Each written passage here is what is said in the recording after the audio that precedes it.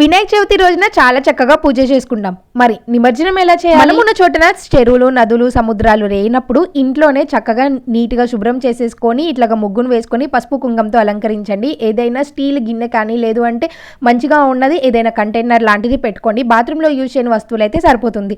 వాటిని కూడా చక్కగా పసుపు కుంకంతో అలంకరించుకొని నిండుగా నీళ్ళను పోసేసుకొని పసుపు, కుంకుమ, అక్షింతలు, గంధము, ఏదైనా పుణ్య నదులు వాటర్ ఉంటాయి కదా, అంటే కాశీ, గంగా వాటర్ ఉంటాయి కదా, వాటిని కూడా వేసేసుకోవచ్చు అనమాట. పూలను కూడా వేసేసుకొని ఇప్పుడు వినాయకుని నిమజ్జనం రోజున పొద్దున్నే ఎక్కడైతే పీఠం ఏర్పాటు చేసుకొని వినాయకుడిని ప్రతిష్ఠించుకున్నామో అక్కడే పెరుగన్నంని నైవేద్యంగా పెడతాము చల్లగా ఉండాలి అనేసి. ఇప్పుడు మనము 3 సార్లు పీఠం మీదనే కదిలించి ఆ తర్వాత మనం ఎక్కడైతే నిమజ్జనం చేయాలనుకున్నామో అక్కడ వినాయకుడికి హారతి ఇచ్చేసి ఇట్లాగా నీళ్ళలో 3 సార్లు ముంచి లేపుతూ తర్వాత వదిలేసేయాలి.